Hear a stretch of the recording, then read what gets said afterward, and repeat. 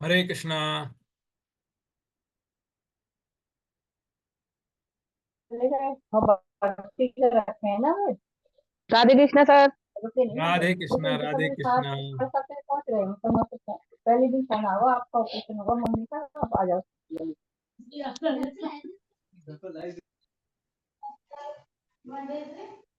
हरे कृष्णा। हरे कृष्णा हरे कृष्णा हरे कृष्णा। मैं यहाँ से अभी आप सब लोगों को म्यूट कर रहा हूँ। जिसको भी अपने को अनम्यूट करना होगा आप लोग हैंड रेस कर दीजिएगा। हैंड रेस मतलब वर्चुअल हैंड रेस जो जूम में होता है, वो आप लोग कर दीजिएगा तो मैं आपको अनम्यूट कर दूंगा। अभी जो स्लाइड शो में ऑन कर रहा हूँ, जो हमारा पीपीटी होता है, और आपको ठीक से दिखाई देगा तो आप हैंड रेस करके थम्स अप करके बता दीजिएगा कि आपको ठीक से दिख रहा है। तो संस्कारशाला की आज की कक्षा में इस वर्ष की 2024 की ये पहली कक्षा है। उसमें आप सभी का स्वागत, बहुत बहुत स्वागत। तो आज हम लोग इस कक्षा को आरंभ करें उसके पहले हम जैसा हर कक्षा में करते हैं, पहले प्रार्थना कर लेते हैं।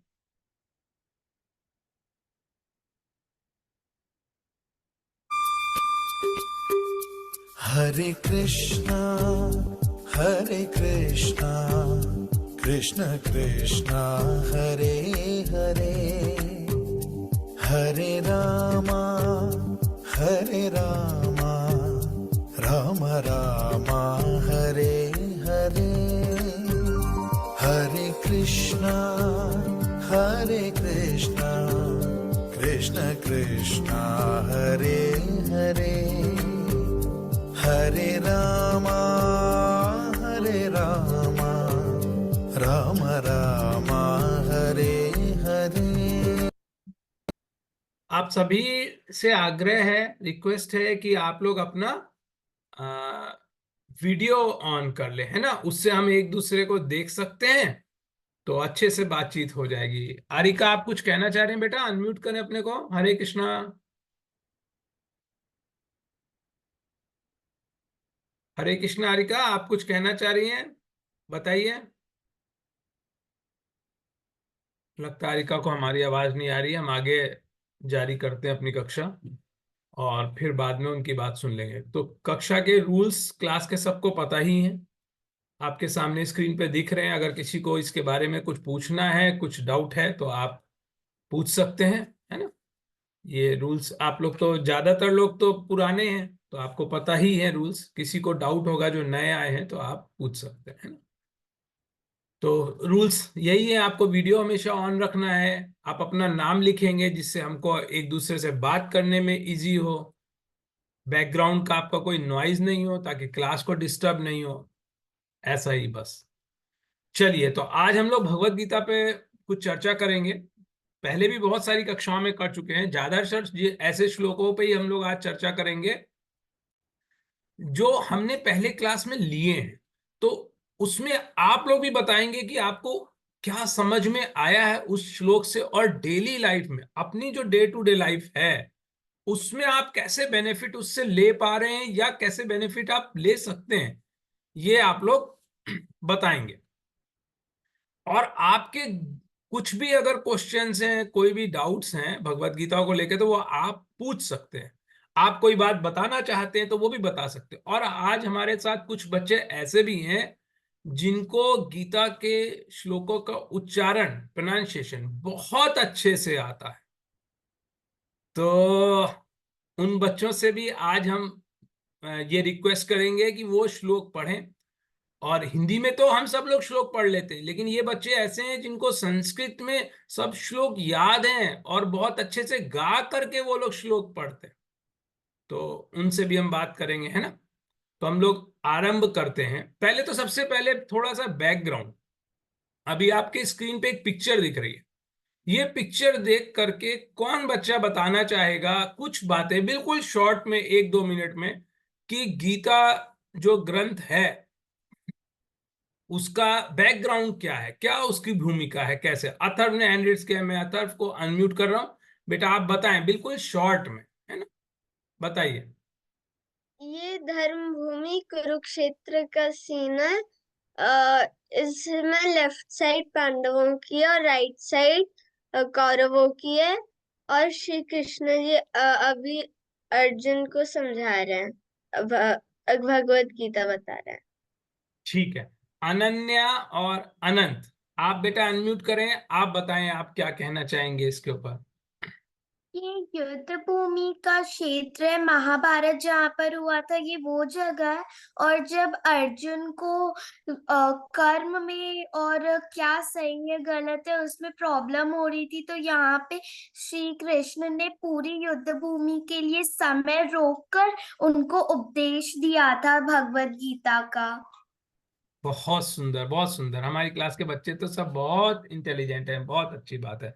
तो सबको ये पता है कि जब महाभारत का युद्ध होने वाला था कौरवों और पांडवों के बीच में, तो युद्ध आरंभ होने के पहले अर्जुन ने भगवान श्री कृष्ण से कहा था, भगवान श्री कृष्ण उस युद्ध में अर्जुन के सारथी थे। उन्होंने कहा था कि मैं स्वयं युद्ध नहीं करूंगा, मैं शस्त्र नहीं उठाऊंगा, लेकिन मैं साथ में रहूंगा। तो वो अर्जुन के रथ के सारथी थे। सारथी मतलब जो रथ को चलाता है। तो अर्जुन ने उनसे कहा कि हे केशव, आप मेरे रथ को दोनों सेनाओं के बीच में खड़ा कीजिए और तब तक खड़ा कीजिए जब तक मैं सबको देख ना लूं कि मुझे किससे किससे युद्ध करना है। तो ये उस समय फिर जब वो देखते हैं तो सामने उनको जो अपोजिशन में जो जिनसे युद्ध करना था, उनके विपक्ष में जो लोग थे, उनको जब देखते हैं तो उनका मन थोड़ा भटक जाता है और फिर वो कहते हैं कि मैं युद्ध नहीं करूंगा। तब भगवान उनको उपदेश देते हैं और जैसा बहुत अच्छे से सुंदर तरीके से अनन्या ने बताया था कि उनको ये पता नहीं होता है कि क्या करना चाहिए क्या नहीं करना चाहिए, क्या मेरा कर्तव्य है और क्या अकर्तव्य है, मतलब मेरी ड्यूटी क्या है और क्या मेरी ड्यूटी नहीं है। राइट और रॉन्ग में वो डिसाइड नहीं कर पा रहे थे। तो भगवान ने उनको जब गीता का उपदेश दिया तो फिर उनको उनका जो मोह था वो दूर हुआ। तो हम लोग आरंभ करेंगे। अच्छा, कौन बच्चा जल्दी से बताएगा कि गीता में कितने अध्याय हैं? अथर्व। अच्छा चलिए अनम्यूट करें अथर्व अपने आप को। गीता में 18 चैप्टर्स हैं। ठीक है, और फर्स्ट चैप्टर कौन सा है? पहला अध्याय कौन सा है, उसका नाम क्या अर्जुन है? अर्जुन विषाद योग। बहुत सुंदर, ठीक है। अच्छा, अब रेयांश कक्षा में है। रेयांश आप हैंड रेस करें, मैं जल्दी से आपको अनम्यूट कर सकूंगा।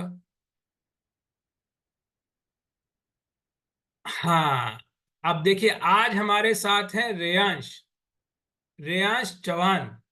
और इनका, रेयांश बेटा आपने अनम्यूट किया? हरे कृष्णा। हाँ, हरे कृष्ण। हाँ, और रेयांश का स्पेशलिटी क्या है? एक तो हम लोगों ने पहले देखी थी, ये क्यूब बहुत जल्दी से फटाफट अरेंज कर लेते हैं ना। दूसरी स्पेशलिटी क्या है? हम सब इसके लिए अभी क्लैपिंग करेंगे।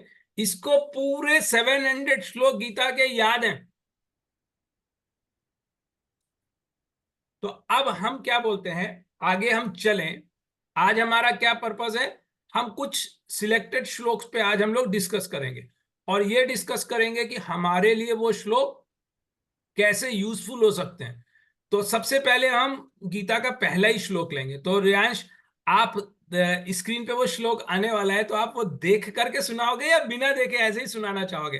पहला पहला श्लोक। मुझे वो श्लोक आता है। ठीक है, तो मैं स्क्रीन पे बाद में लगाऊंगा, पहले आप ऐसे ही सुना दीजिए।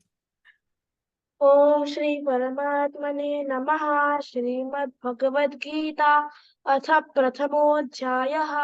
धृतराष्ट्र उवाच धर्मक्षेत्रे कुरुक्षेत्रे समवेतायुयुत्सवः मामकाः पाण्डवाश्चैव किमकुर्वत सञ्जय। बहुत सुंदर, बहुत सुंदर। अच्छा, अब मैं हिंदी में इसका अर्थ पढ़ने के लिए किसी दूसरे बच्चे से मैं रिक्वेस्ट करता हूं। और सबको हम लोग चांस देंगे ना, सबको बारी बारी चांस मिलना चाहिए, सब बच्चों को चांस मिलना चाहिए। तो मैं तनिष को बोल रहा हूं, तनिष आप अनम्यूट करें और आप ये हिंदी में जो लिखा है बेटा उसको पढ़ेंगे आप? श्लोक का हाँ, अर्थ लिखा है, मीनिंग लिखा हुआ है हिंदी में, आप पढ़ेंगे बेटा? हाँ। हे संजय, धर्म भूमि कुरुक्षेत्र में एक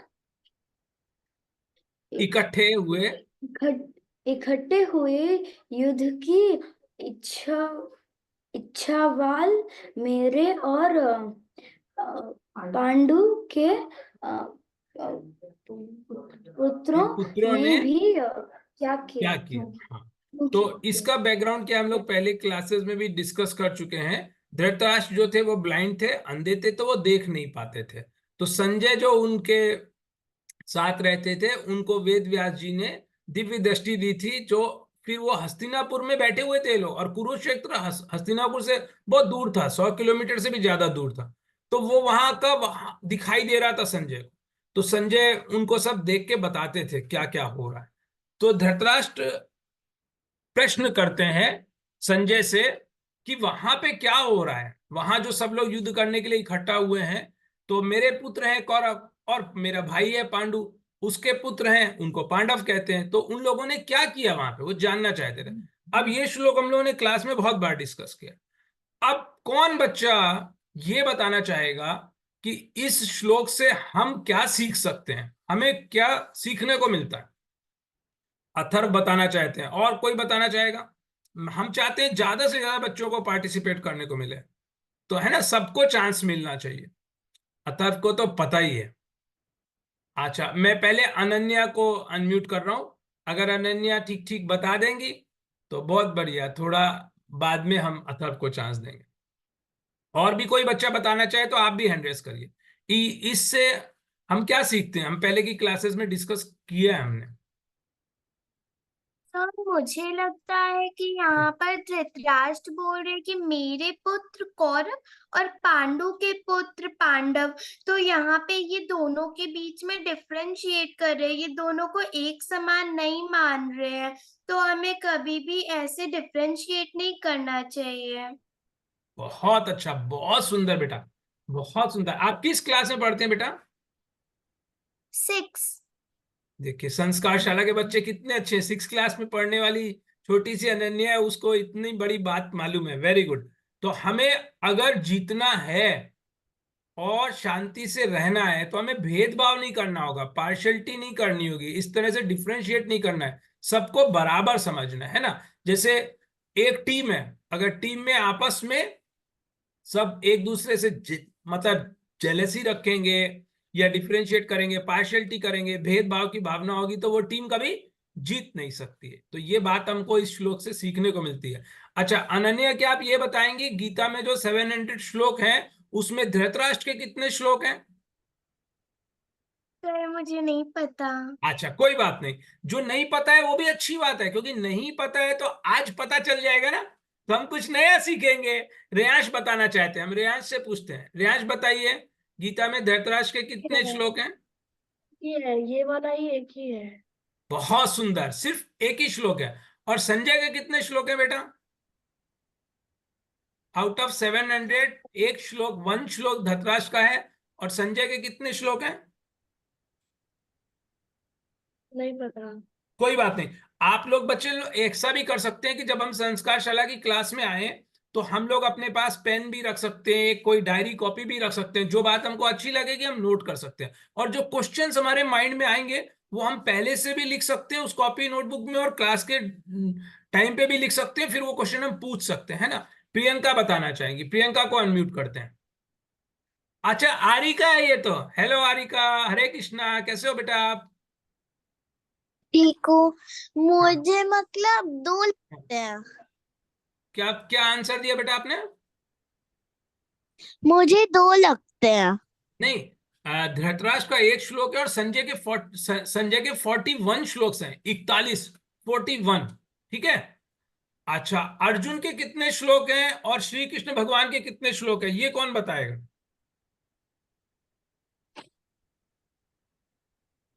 आज हमको पता चल जाएगा कि 700 श्लोक में कितने श्लोक अर्जुन के हैं, कितने धृतराष्ट्र के, कितने संजय के, है ना, सब पता चलेगा। तो संजय के कितने? 41, और धृतराष्ट्र का ओनली 1।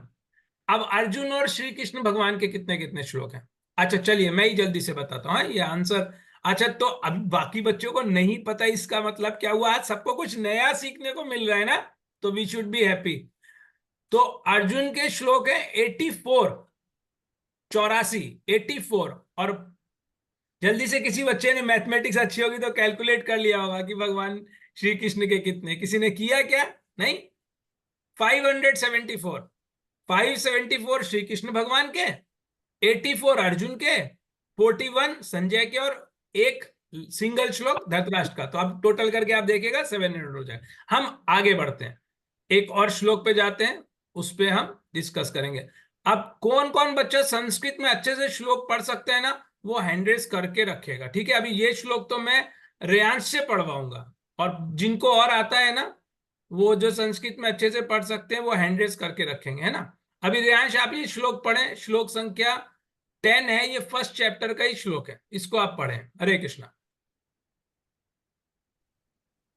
अपर्याप्तं तदस्माकं बलं भीष्माभिरक्षितं पर्याप्तं त्विदमेतेषां बलं भीमाभिरक्षितम्। हरे कृष्णा, हरे कृष्णा, बहुत सुंदर।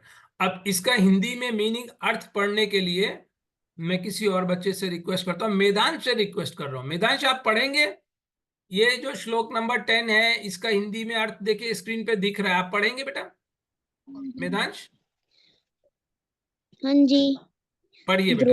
द्रोणाचार्य को चुप देखकर दुर्योधन के मन में विचार हुआ कि वास्तव में हमारी सेना पांडवों पर विजय करने में अपर्याप्त है, अपर्याप्त है, हाँ, असमर्थ अपर्याप्त है, है, बहुत अच्छे से पढ़ रहे हैं आप, आगे पढ़ें बेटा। संरक्षक अभय उभय पक्षपाती भीष्म है, परंतु इन पांडवों की यह सेना हम पर विजय करने में पर्याप्त है, समर्थ है, क्योंकि इसके संरक्षक निज सेना पक्षपाती भीमसेन है। बहुत सुंदर, बहुत सुंदर। मेदांश आप किस क्लास में पढ़ते हैं? म्यूट हो गया क्या? सब छोटे छोटे बच्चे हैं, कितना अच्छे से श्लोक पढ़ते हैं, उसका मीनिंग भी पढ़ते हैं। मेदांश को हम अनम्यूट करते हैं। मेदांश आप किस क्लास में बेटा? 5th। 5th में। और आप भी संस्कृत में श्लोक पढ़ लेते हैं ना अच्छे से? जी। वेरी गुड, शाबाश। चलिए अब हम इस श्लोक पे समझने की कोशिश करते हैं। इस श्लोक से हम क्या सीख सकते हैं, क्या हमको लेसन मिलता है, वो कौन बताना चाहेगा? तो वही बच्चे हैंड रेस करेंगे। पहले तो मैं कुछ चीजें इसमें से आपको बताता हूँ, कुछ वर्ड्स का मीनिंग, है ना, और फिर आप इसमें से जो लेसन बताना चाहेगा वो बच्चा हैंड रेस करेगा। तो अभी इस श्लोक में क्या बताया कि देखिए, हमने फर्स्ट श्लोक लिया था, अब ये 10th श्लोक है। बीच में क्या हुआ वो भी मैं आपको बता देता हूं। तो जब धृतराष्ट्र पूछते हैं संजय से कि उन लोगों ने क्या किया, मेरे पुत्रों ने और पांडु के पुत्रों ने, तो संजय उनको बताना शुरू करते हैं। तो संजय जब बताते हैं उनको कि क्या क्या हुआ वहां पे, तो उसमें सबसे पहले क्या होता है कि दुर्योधन जो है वो द्रोणाचार्य जी के पास जाता है और जाके उनको बताता है कि हमारी सेना में कौन कौन है, हमारी सेना में कितने बहादुर लोग हैं, महारथी हैं, वो क्या क्या कर सकते हैं, ऐसा बताता है। फिर पांडवों की सेना के बारे में भी बताता है। और वो ऐसा एक्सपेक्ट कर रहा था कि द्रोणाचार्य जो हैं वो कुछ बोलेंगे, लेकिन द्रोणाचार्य कुछ भी नहीं बोलते हैं, वो चुप ही रहते हैं। तो दुर्योधन के मन में ऐसा थॉट आता है, ऐसा विचार आता है कि उनकी सेना, जो कौरवों की सेना थी, वो बहुत संख्या में बड़ी थी। एक मेजरमेंट की होती है क्वांट, उसको कहते हैं अक्षवर्णी। तो 11 अक्षवर्णी यानी 11 अक्षवर्णी सेना थी कौरवों की, और पांडवों की थी 7 अक्षवर्णी। तो इनकी सेना बड़ी थी कौरवों की, लेकिन फिर भी उसके मन में क्या डाउट आता है, उसको अपने मन में क्या विचार लगता है कि हमारी सेना है तो ज्यादा, लेकिन ये अपर्याप्त है, इनसफिशिएंट है, असमर्थ है, कैपेबल नहीं है। किस चीज में कैपेबल नहीं है? पांडवों से जीतने में। क्यों ऐसा उसको लगता है? क्योंकि उसके संरक्षक, संरक्षक मतलब गार्जियन, वो कौन है? भीष्म पितामह। उभय पक्षपाती मतलब जो दोनों का भला चाहते हैं, हमारा भी और जो हमारे अपोजिट में पांडव है उनका भी। इसलिए, और जबकि पांडवों की जो सेना है वो जो साइज में छोटी है, लेकिन वो सफिशिएंट है, समर्थ है। क्यों? क्योंकि उसका जो गार्जियन है वो निज सेना पक्षपाती है, जो अपनी ही सेना को जिताना चाहते हैं। भीष्म पितामह जो बड़े थे वो तो दोनों से प्रेम करते थे, कौरवों से, पांडवों से। ऐसा दुर्योधन के मन में आया। तो अब ज्यादा बड़ी सेना होने के बाद भी वो श्योर नहीं था अपने जीतने के लिए। तो इससे हमको क्या लेसन मिलता है? आप कोई बताना चाहेगा? इससे हम क्या सीख सकते हैं? इतनी बड़ी सेना होने के बाद, इतना ज्यादा बल होने के बाद भी, ठीक है, मैं अथर्व को अनम्यूट कर रहा हूं। अथर्व बताएं। अथर्व। इसका मतलब ये है कि कितनी हमारी ज्यादा क्वांटिटी है किसी भी चीज को लेकर, उसका ये मतलब नहीं कि हम ही जीतेंगे या फिर उस दूसरी चीज को ओवरटेक करेंगे। अगर दूसरे में उतना सामर्थ्य है, उसमें उतना करेज है कि कि वो, उसमें हिम्मत है कि वो कर सकता है, तो वो बिल्कुल सफल होगा।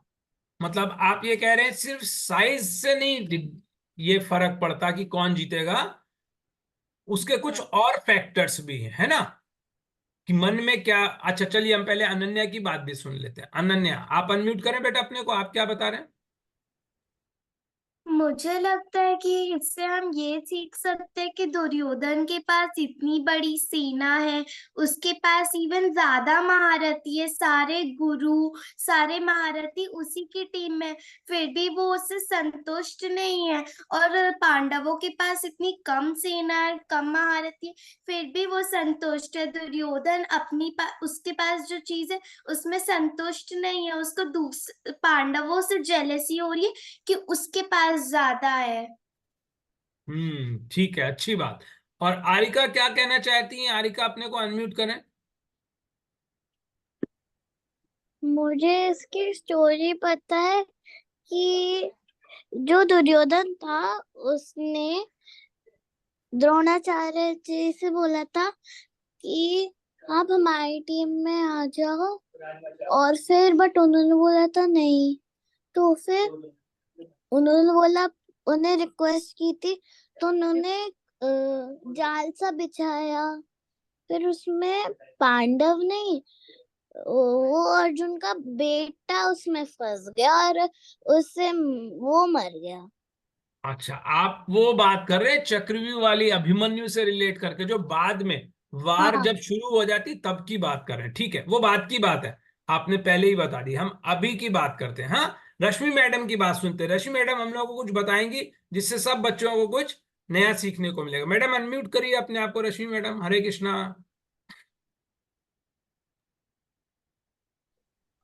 हरे कृष्णा सर, राधे कृष्णा हरे सर। कृष्णा मैडम, हरे कृष्णा।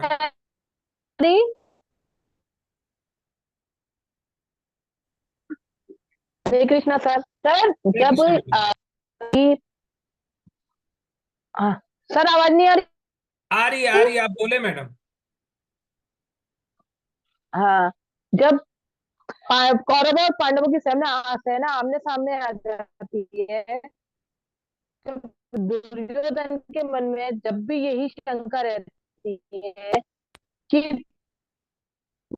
भीष्म पितामह हमारे साथ कहीं, कि ऐसा हो जाता है ना कि भाई हमारा मन हमें मजबूरी में, वो उनको भी पता था कि मजबूरी में कर रहे हैं, कि कहीं इनके पक्षपात करने की वजह से मैं युद्ध ना हार जाऊं, क्योंकि सामने वाले पक्ष में भीम जैसा सेनापति है, वो किसी के साथ भी पक्षपात नहीं करेगा, क्योंकि उसके साथ उसके भाई हैं।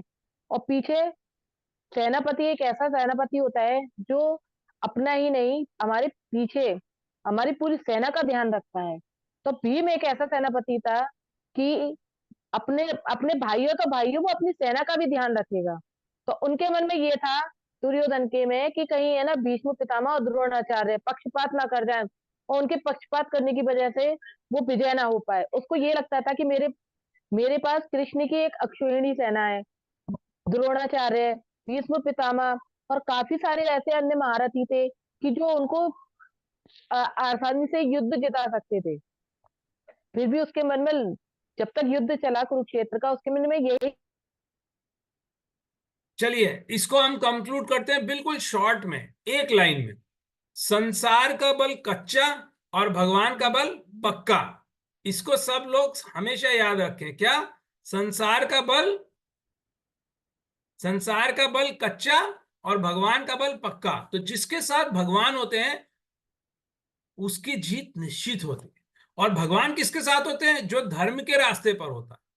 दुर्योधन अधर्म के रास्ते पर था, इसलिए उसके मन में डर था, इसलिए वो श्योर नहीं था। ये बात हमको और अधिक स्पष्ट होगी और क्लियर होगी जब हम एक श्लोक और लेंगे। श्लोक संख्या 19, इसी अध्याय का, पहले ही अध्याय का 19वां श्लोक अभी आपके स्क्रीन पे है। और ये श्लोक में अभी इस बार किसी और बच्चे से रिक्वेस्ट करता हूं जो इसको पढ़ना चाहेंगे।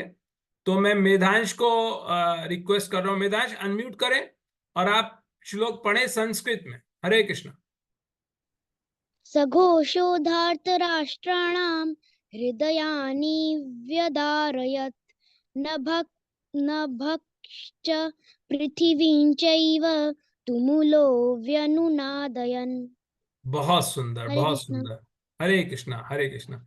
अब मैं रिद्धिम गुप्ता से रिक्वेस्ट कर रहा हूं, आप जो है हिंदी में श्लोक पढ़ेंगे बेटा। हरे कृष्णा। आपको दिख रहा है स्क्रीन पे? हरे कृष्णा। हरे दिख कृष्णा। रहा है। और पांडव सेना की शंखों के उस भयंकर शब्द से आकाश और पृथ्वी को भी गुंजाते गुंजाते हुए गुंजाते हुए अन्याय पूर्वक राज्य हड़पने वाले दुर्योधन आदि से हृदय विदीर्ण कर दिए। बहुत सुंदर, बहुत सुंदर। तो अभी जैसा रिद्धिम ने हमको पढ़ के बताया, हम एक बार और पढ़ते हैं। तो पहले मेधांश ने संस्कृत में श्लोक पढ़ा। सा घोषो धात राष्ट्र नाम हृदयानि विदारयत् नभश्च पृथ्वीं चैव तुमुलो व्यनुनादयन्। तो क्या हुआ? अच्छा, पहले हम स्टोरी लिंक करते हैं। इसके पहले हमने क्या देखा था कि दुर्योधन के मन में ऐसा भाव आया कि हम शायद नहीं जीत पाएंगे। तब क्या होता है? तो भीष्म पितामह जो है वो दुर्योधन की सेना के, कौरवों की सेना के सेनापति थे। फिर वो बहुत जोर से शंख बजाते हैं, और वो शंख ऐसा बजाते हैं कि ध्वनि ऐसी होती है जैसे लगता है सिंहनाद। जैसे सिंह बहुत जोर से गर्जना करता है ना। तो भीष्म पितामह बहुत वीर थे, सबसे अधिक वीर थे, और उनको तो इच्छा मृत्यु तक का वरदान था। तो वो शंखनाद करते हैं, तो दुर्योधन उससे प्रसन्न होता है। फिर कौरव सेना के तरफ से सब लोग शंखनाद करते हैं, बहुत सारे बाजे बजते हैं, ढोल बजते हैं। अच्छा, ये सब क्यों बजाते हैं? जो म्यूजिक होता है ना, कोई भी वाद्य यंत्र होते हैं, उससे जोश आ जाता है। तो ये सब इसलिए बजाया जाता है, चाहे शंख हो या दूसरे ढोल हो, नगाड़े हो, बाजे हो, ये बजाने से जो सैनिक होते हैं ना, उनके अंदर जोश आ जाता है। तो वो शंखनाद करते हैं, ढोल नगाड़े सब बजाते हैं कौरव सेना वाले। फिर कौरव सेना वाले बजाते हैं, तो फिर बाद में पांडव की तरफ से भी बजाते हैं। पांडव की तरफ से सबसे पहले कौन बजाता है? भगवान श्री कृष्ण। वो अपना शंख बजाते हैं। भगवान श्री कृष्ण के शंख का नाम क्या था बच्चों? पांचजन्य। वो शंख बजाते हैं, अर्जुन बजाते हैं, सारे पांडव भाई बजाते हैं, फिर सब लोग बजाते हैं। तो जो वो शंखनाद करते हैं ना, जो पांडव सेना वाले, तो वो शंख की ध्वनि इतनी भयंकर होती है कि उससे आकाश और पृथ्वी सब तरफ आवाज बहुत जोर से होती है। आकाश और पृथ्वी गूंजने लगती है। जैसे आपने कभी देखा होगा ना, अगर आपको कोई खाली रूम मिल जाए, कोई खाली कमरा हो, रूम हो बड़ा सा, तो उसमें आप कुछ बोलते हैं तो आवाज इको होती है ना, गूंजती है। तो शंख इतनी जोर से उन लोगों ने बजाया कि पृथ्वी और आकाश सब तरफ उनके शंखों की आवाज गूंजने लगी। अब उसका इंपैक्ट क्या हुआ? उसका असर क्या पड़ा? उसका असर ये पड़ा कि जितने भी कौरव सेना के लोग थे, दुर्योधन और बाकी लोग, उनके हृदय विदीर्ण हो गए। हृदय विदीर्ण हो गए मतलब वो लोग डरे। ऐसा क्यों हुआ? ये बहुत लेसन वाली बात है। इसलिए हमने देखिए, हमने सारे श्लोक नहीं लिए, हमने कुछ सिलेक्टेड श्लोक लिए जिनसे हमको कुछ सीखने का चांस मिलता है। वैसे तो हम गीता के सब श्लोकों से सीख सकते हैं, लेकिन जो आसानी से बात हम कैच कर सकते हैं, जो बच्चों के लिए भी यूजफुल है, वैसे श्लोक हमने सिलेक्ट किए हैं। तो शंखनाद तो कौरवों की सेना ने भी किया, बाद में पांडवों की सेना ने किया। अब नोट करने वाली बात क्या है, ध्यान देने वाली बात क्या है? ध्यान देने वाली बात यह है कि जब कौरव सेना ने शंखनाद किया था तो पांडव नहीं डरे थे, उनके हृदय नहीं विदीर्ण हुए। हृदय विदीर्ण होना मतलब, जैसे देखिए कभी आपके पास में बहुत जोर जोर से शोर होने लगे तो थोड़ा सा डर लग जाता है ना। बोलेंगे मेरा, आपने कभी किसी से सुना होगा, लोग बोलते ना, अरे इतना ज्यादा शोर हो रहा था, इतना मुझे डर लगने लगा, मेरा कलेजा फट गया, ऐसा बड़े लोगों को बोलते हुए सुना होगा आपने। तो पांडवों के साथ ऐसा नहीं हुआ, कौरवों के साथ हुआ। क्यों हुआ, ऐसा क्यों हुआ? तो उसका आंसर हमारे लिए बहुत इंपॉर्टेंट है। इसका आंसर क्या है, कोई बताना चाहेगा? अथर्व बताना चाहते हैं, ठीक है। अथर्व अनम्यूट करें अपने को। हरे कृष्णा। क्योंकि जो पांडव थे वो धर्म के पक्ष में थे, और जो धर्म की रक्षा करता है, धर्म उसकी भी रक्षा करता है। हाँ, धर्म तो क्या बोलते हैं, धर्मो रक्षति रक्षिता। अच्छा, हम भारवी की भी बात सुनेंगे। भारवी बेटा फिर से हैंड रेस कीजिए, मैं आपको अनम्यूट करता हूं, उसके पहले आपका हैंड डाउन हो गया। भारवी भी कुछ बोलना चाह रही है। भारवी हैंड रेस करें बेटा फिर से। हाँ, अपने को अनम्यूट करें। हरे कृष्णा। मैं भी यही कहना चाहती थी कि जो कौरव थे वो अधर्म की साइड थे, और जो पांडव थे वो धर्म की साइड थे, इसलिए पांडवों को कुछ नहीं हुआ। हाँ, तो जो गलत रास्ते पे होता है, जो अन्याय करता है, वो डरता है। अच्छा, कभी ऐसा हुआ, हम आपके साथ ऐसा हुआ क्या, कभी आपने झूठ बोला हो तो आपको डर लग रहा हो, अरे मेरा झूठ पकड़ा जाएगा, और जब सच बोलते हैं तो डर नहीं लगता, है ना? ऐसा होता है ना? अच्छा, विदित भी कुछ बोलना चाह रहे हैं, हम विदित को अनम्यूट करते हैं। अपने को अनम्यूट करें विदित, और यदि पॉसिबल हो तो वीडियो जरूर ऑन करें। हरे कृष्णा। हाँ, वीडियो ऑन कर सकते मैं।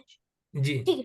तो हाँ, ये सच है कि मैं डर जाते जब हमें झूठ कहते, और जब हाँ सच कहते तो मैं श्योर हूँ कि मैंने कुछ झूठ नहीं बोला है।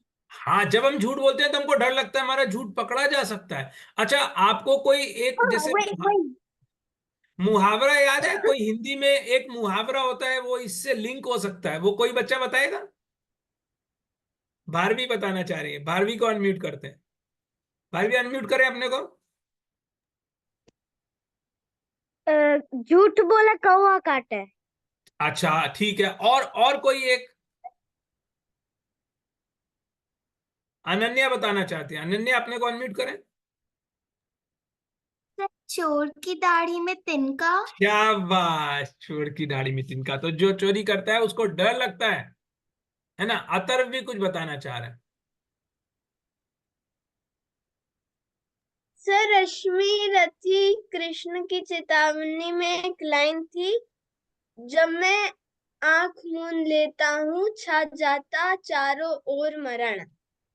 और जब मैं दे या और उसमें एक और लाइन थी कि जब मैं देखता हूँ तब वो सारा संसार खुश हो जाता है।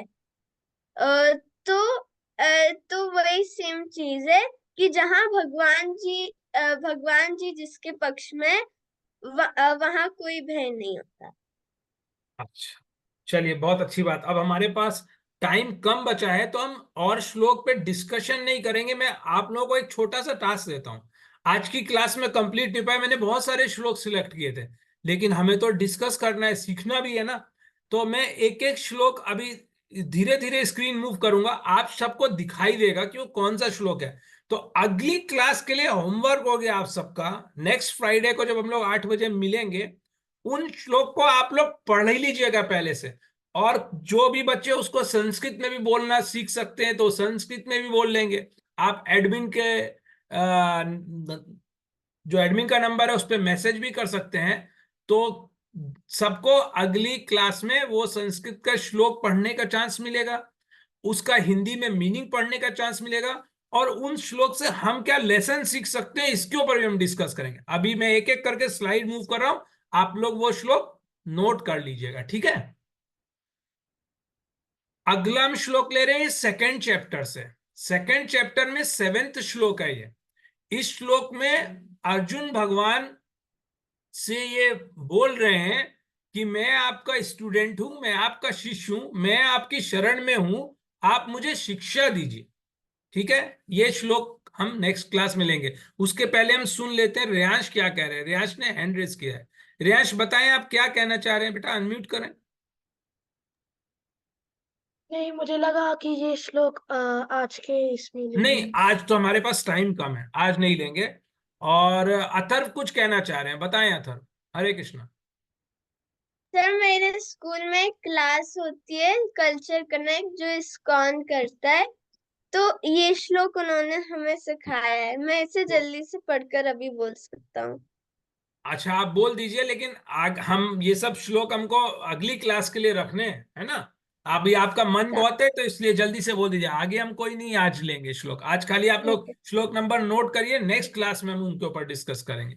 चलिए, आज आपके लिए कार्पण्य स्पेशल दोषो कार्पण्य दोषोपहत स्वभावः पृच्छामि त्वाम धर्म संपूर्ण चेताः यच्छ्रेयः निश्चितं ब्रूहि तन्मे शिष्यस्ते अहं शाधि मा त्वां प्रपन्नम्। ठीक है, बहुत सुंदर, हरे कृष्ण।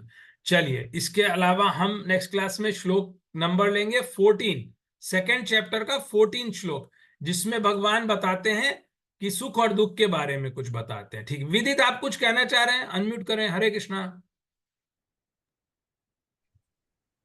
जल्दी से बेटा अनम्यूट करें और बताएं क्या कहना चाह रहे हैं। गुरु जी, हम आप पिछले स्लाइड में जा सकते हैं? हाँ बिल्कुल जा सकते हैं, देखिए।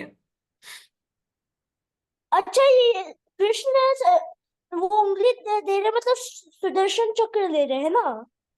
नहीं, उंगली दे कुछ नहीं निकाल रहे, रहे हैं। ये इस पिक्चर में ऐसा दिखाया गया है कि भगवान उनको कुछ ज्ञान दे रहे हैं और अर्जुन जो है उनके सम्मुख में हाथ जोड़ करके उनसे प्रार्थना कर रहे हैं।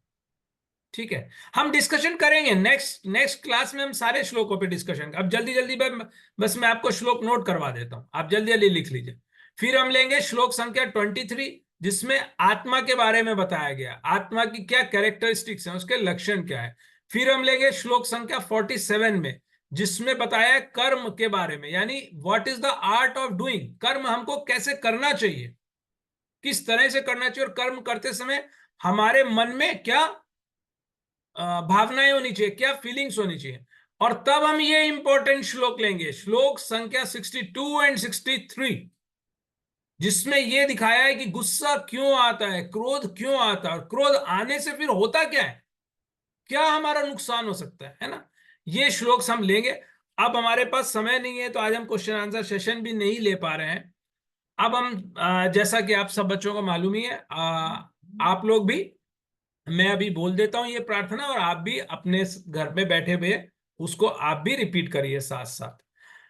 नाम संकीर्तनम यस्य सर्व पाप प्रणाशनम प्रणामो दुक्षम नस्तम नमामि हरिम परम। जिन भगवान का नाम संकीर्तन सभी पापों का नाश करने वाला है और प्रणाम दुख नाशक है, उन परमेश्वर को मैं नमन करता हूं। हरे कृष्ण हरे कृष्ण हरे कृष्ण। अभी मैं यहां से आप सभी को अनम्यूट कर रहा हूं, हमारे पास 1 मिनट से भी कम बचा है। अगर आप कुछ कहना चाह रहे हैं तो आप कह सकते हैं, आप अपने आप को अनम्यूट कर सकते हैं अगर कुछ आपको कहना है तो। वैसे समय ज्यादा बचा नहीं है, हम ऐसा करते हैं अगली क्लास में ही कहेंगे। अभी हम लोग बस जल्दी से भगवान के नाम की जय करते हैं। बोलो बाके बिहारी लाल की जय। अर्जुन के सखा भगवान श्री कृष्ण की जय। वृषभानुसुता राधा रानी की जय। मर्यादा पुरुषोत्तम भगवान श्री